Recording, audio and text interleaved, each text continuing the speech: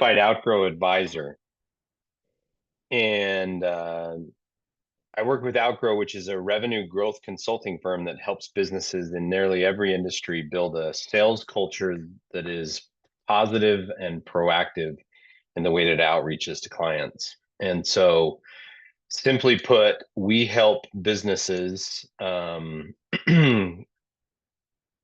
grow at 15 to 30% predictable, reliable annual sales growth.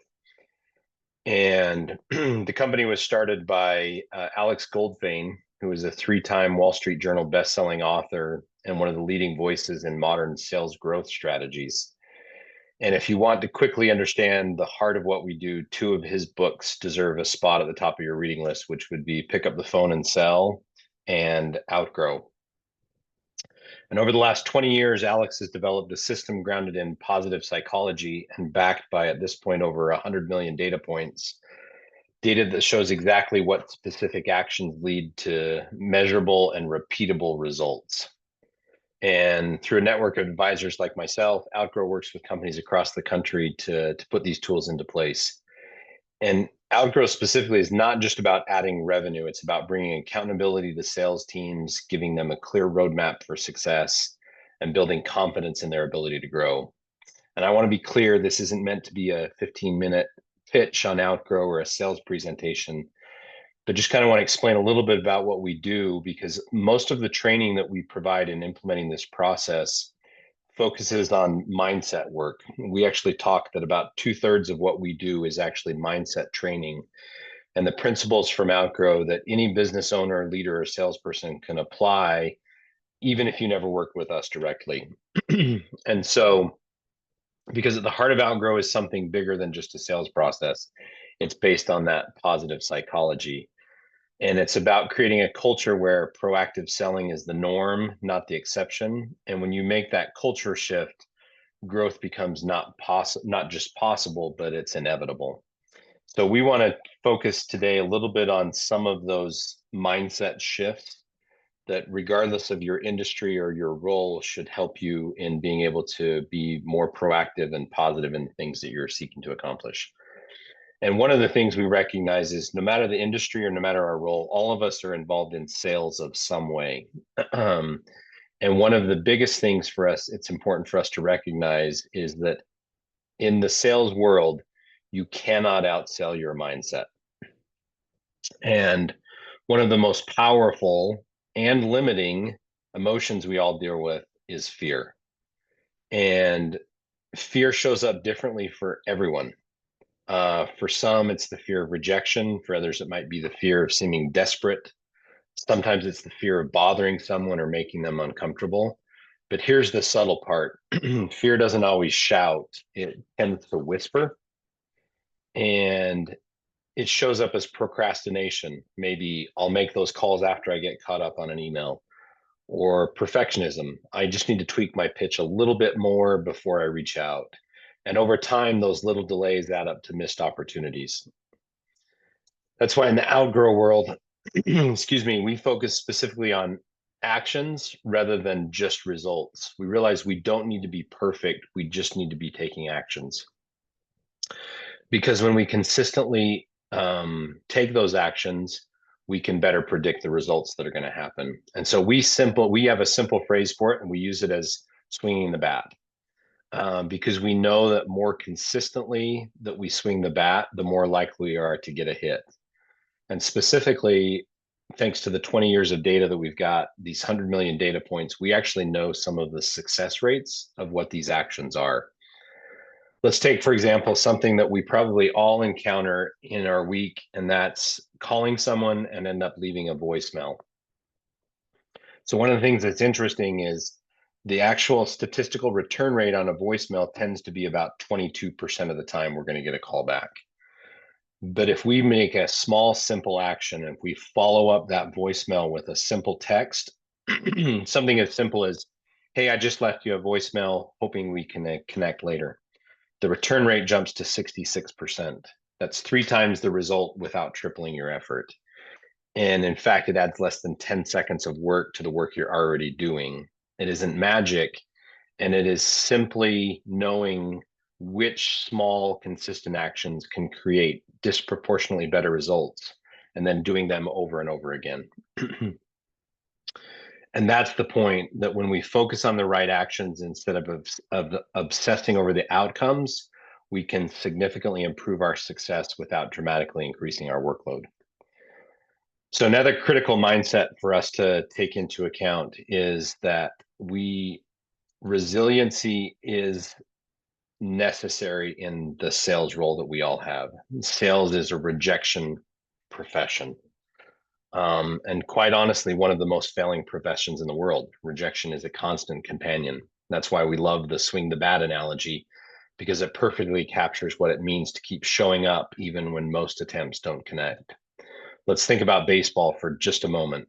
The gold standard for an elite hitter, someone at the top of the game, is hitting a 300 average or higher.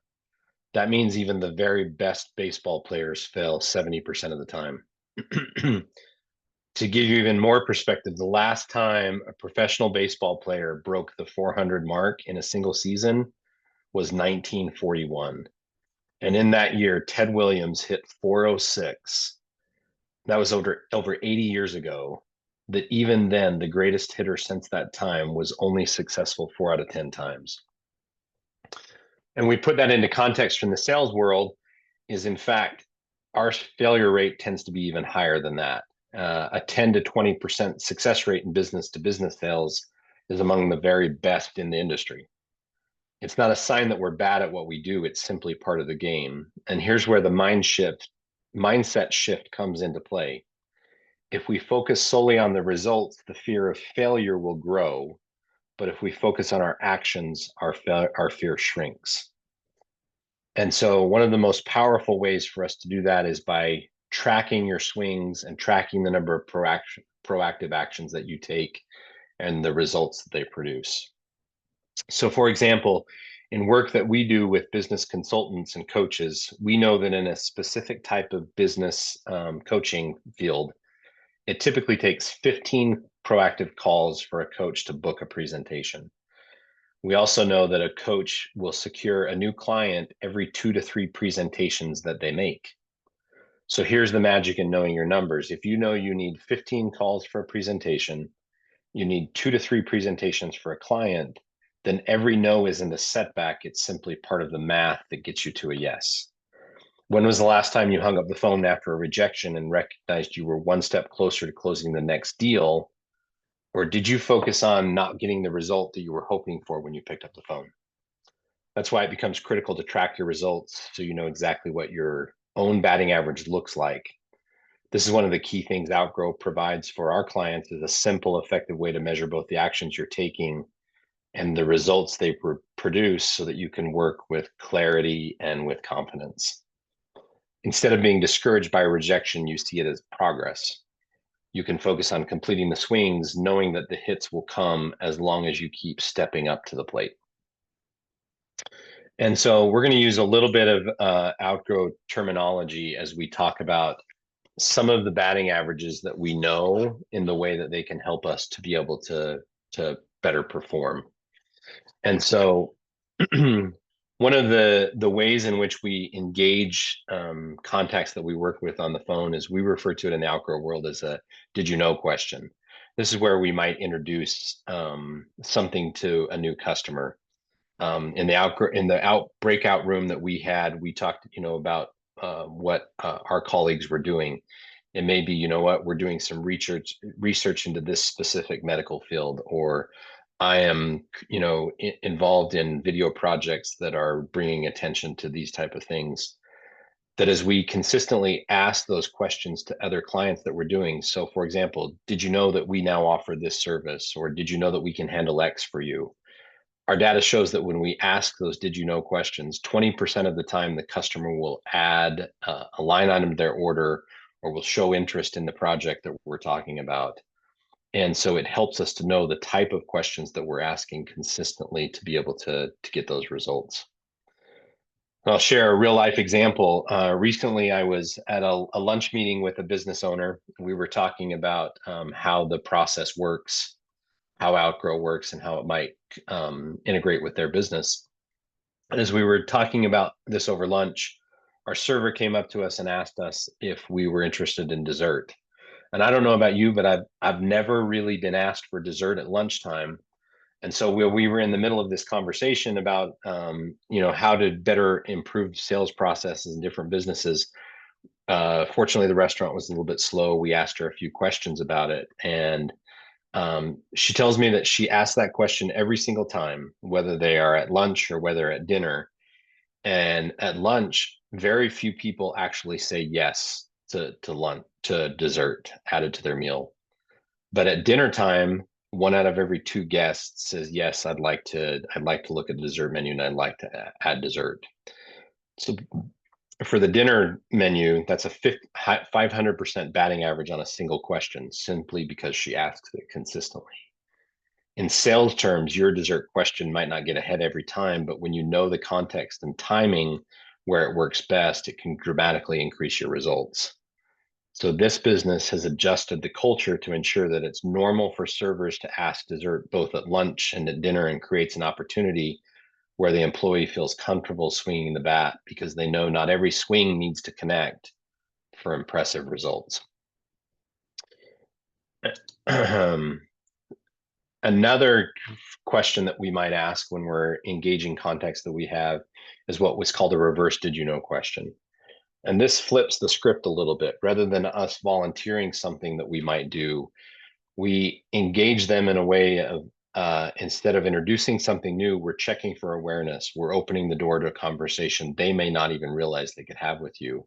And it's about discovering opportunities that may already be in motion, things the customer is actively spending money on, projects they're already working on or planning to, but just hasn't thought to involve you yet in that. And a few examples of that might be, even being boldly is to be able to say, is there something you're buying from my competition that I can help you with?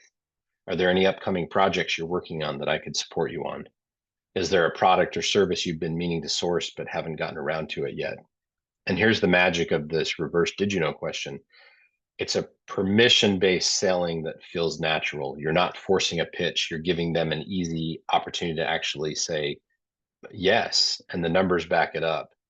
These questions uncover hidden opportunities that convert an incredible 80% success rate.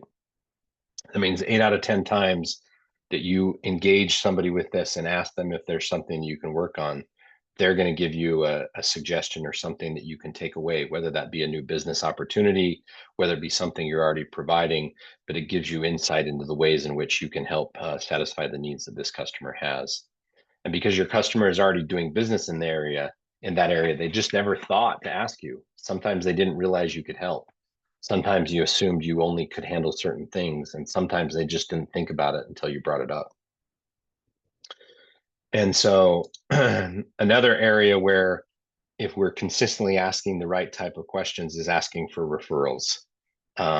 We know that consistently the very best way for us to grow our business or our offerings is through referrals.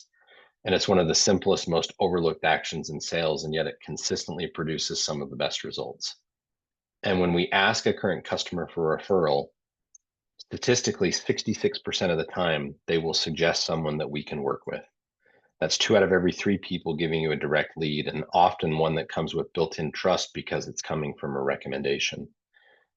And here's the thing, many salespeople skip this step. We don't think to ask that. And partly it's sometimes we feel awkward about it. Sometimes we assume that if the customer is or client is interested in suggesting it, they'll just recommend it. But realistically, people are busy. They're thinking about their own priorities and not yours.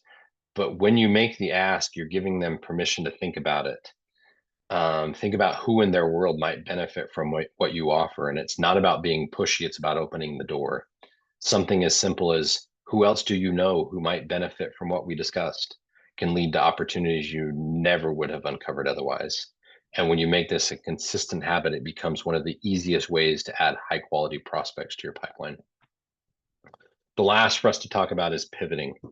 And pivoting is the habit of never ending a conversation without moving to the next step. And I think we probably all know those times when we've had those kind of conversations where the conversation just ends and we don't know what the next step is. And too many times sales conversations end with a polite thanks and no clear plan of what's to happen next. And when that happens, the momentum you've built often disappears.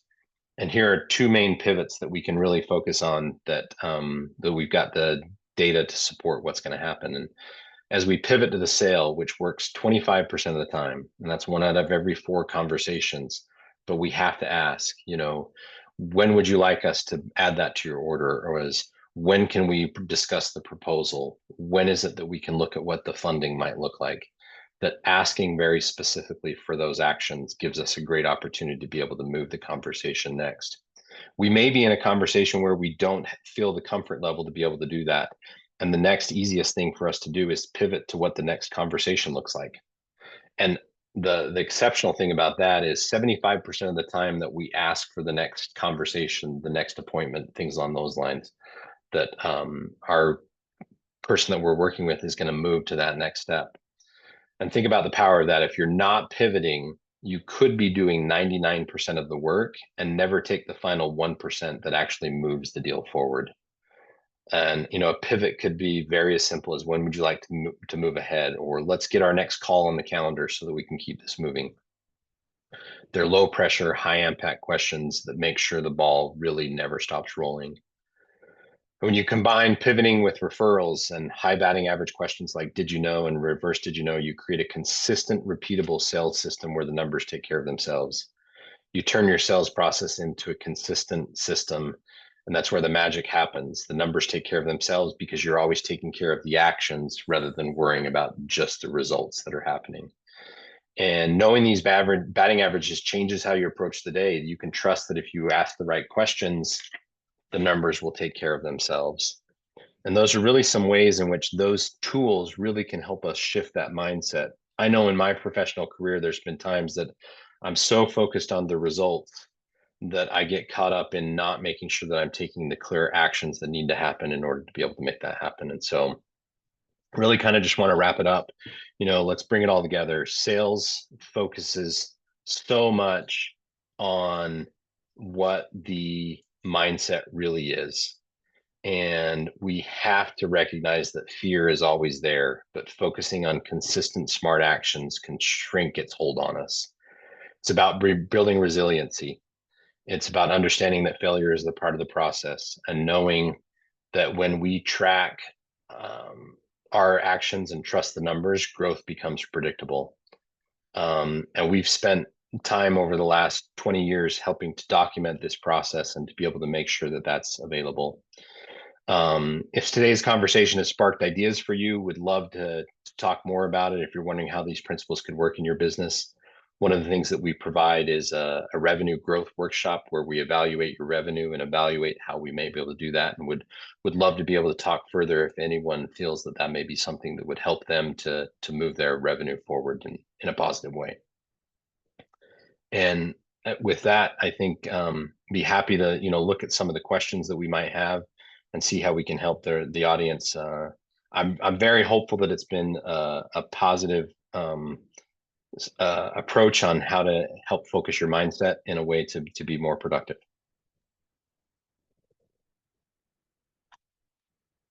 This was really excellent. Thank you so much. Thanks, Cassie. We have a couple of things in the chat box. So one question I caught earlier is Brian typed in a question.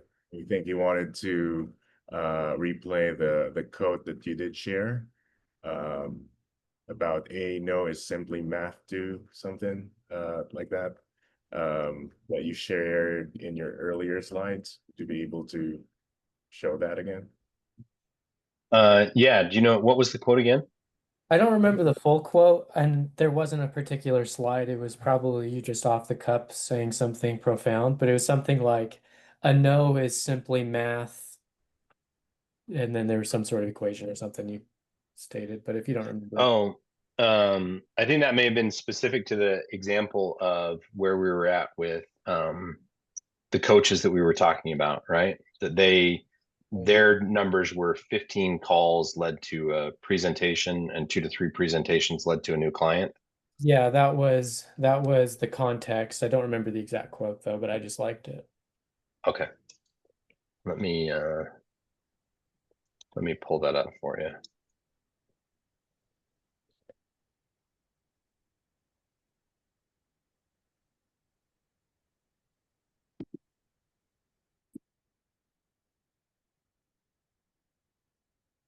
Was it the Winston Churchill success consists of going from failure to failure without losing your enthusiasm? Nah, but that's okay. That's a good one too. Winston, yeah, he had a few of those.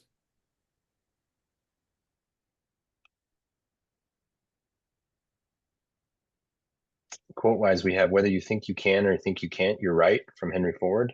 No, it was something that you weren't quoting anyone in particular. Oh, okay. Guess I ought to just go back and listen to the recording. I'm sure I'll catch it then. Yeah, well, and touch base with me individually, and we can absolutely explore that thought process and where we can go from there to get you the right answers. I think it was something like every rejection is just part of the math. Yeah, and Something that's very much the process, right? I think I know, again, putting into context, regardless of what field we're in, we all have a role in a sales function, right? And it's so easy to get caught up as we're seeking to advance the agenda that we've got, that we get caught up in, I got rejected, and recognizing that every no that we get gets us one step closer to being able to close the deal. And as we understand the way that the math works, none of us are going to bat 1,000%.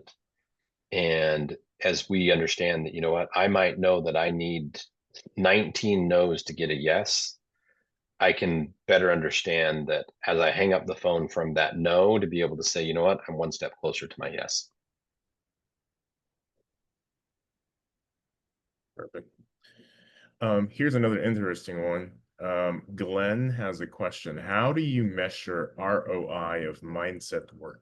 A simple metric that everyone can track.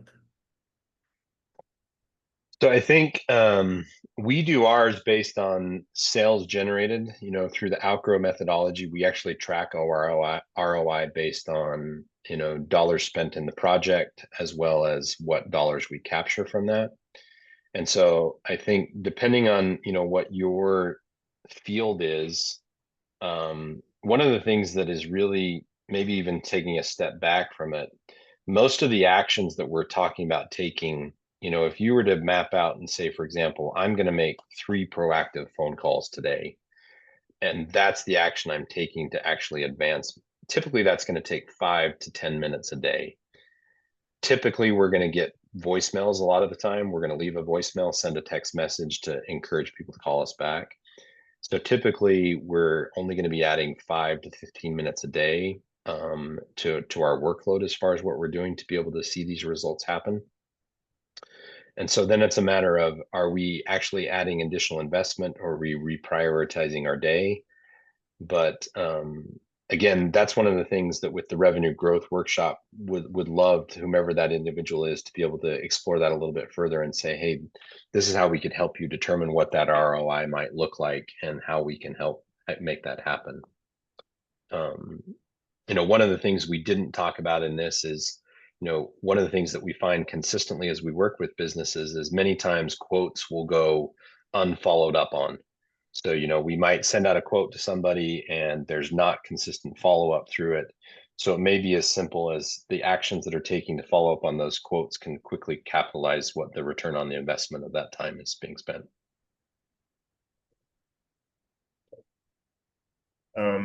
This is also another question. I think we talked about this before most of the participants joined in, but can you talk a little bit more about how can founders keep from falling back into old patterns once they've worked past a self-limiting mindset? Because that usually happens along the way. They encounter a situation and they kind of reset. So how do you prevent that? I think one of the things that we do, in the Outgrow system is we absolutely celebrate success. And as we focus on the success of the actions that we're taking, it helps us to be able to maintain that positive approach. So let's say, for example, again, as we dive back into the numbers, right? in the context where we shared with this coaching client, let's say they need 45 phone calls to schedule those 3 appointments to get that one call, or to get that one new client. So knowing that, if we make 20 calls that week and haven't secured the client, we can celebrate the success and saying, hey, we're halfway to our goal of what we need to be able to do in order to be able to get the next client. And it's where focusing very much on the efforts, we obviously need the results to materialize over time. I don't want to be dismissive and say, hey, we're just interested in creating effort and not realizing results. But as we focus and celebrate those actions that we're taking, one, we create that positive mindset of we're doing the work that needs to be done to be able to get the business generating. And so it becomes something that helps to fuel that in order to be able to can maintain that positive mindset to keep going through the actions necessary to be able to get the results. And I don't know if that answers the question directly, but I think that's one of the key things, is really focusing on the actions that we're taking in order to be able to maintain that positive approach. And I really like what you said, like you got to recognize your wins just to make sure you're always on track and you don't fall back. We have 4 more minutes. Let me see if we have additional questions. Okay. All right. Well, I don't see any additional questions, but I will insert one, just one last question. Hey, If that. Chris, I saw someone else with a hand up. Well, Oh, well, you can do your question. That's fine. I just was going to ask, I'm starting a new business and I don't have any clients. So what would you recommend when you don't know what your success numbers are because you don't have any data yet? I think the beautiful thing is you've got a blank canvas to begin with, right? And so as you're starting to map out, do you know what your business development looks like already, as far as what actions you'll be taking to develop your business? I'm hoping to have a launch team that's coming from LinkedIn, because I have a number of connections there, just to hopefully get referrals as a starting place, and then also have SEO drive things to my website to maybe get generate leads that way. Okay. So I think, as you start to map out the success rate that you've had on those, whether it be that you're mapping connector calls that you're making, whether it be that you are following up on how consistently you're converting conversations to the next engagement, whether that be, can they take specific action from a sales perspective? Can they provide specific leads to you? And honestly, I'd love to be able to connect with you, spend some time helping you develop that process, make sure that we can put some key places and pieces in place to be able to help you. Because as much as, we approach that with a positive mindset as well, right? We don't have any data, we don't know where we're starting, but at the same point, that means that we can create from the very beginning a system that helps us to know the actions that are yielding the best results. Thank you so much. You're very welcome. awesome. Well, Casey, I think we have all questions addressed. Well, for the remaining 2 minutes, can you just briefly share a story of a founder you've worked with who overcame a limiting mindset and probably a measurable impact that it had on their business?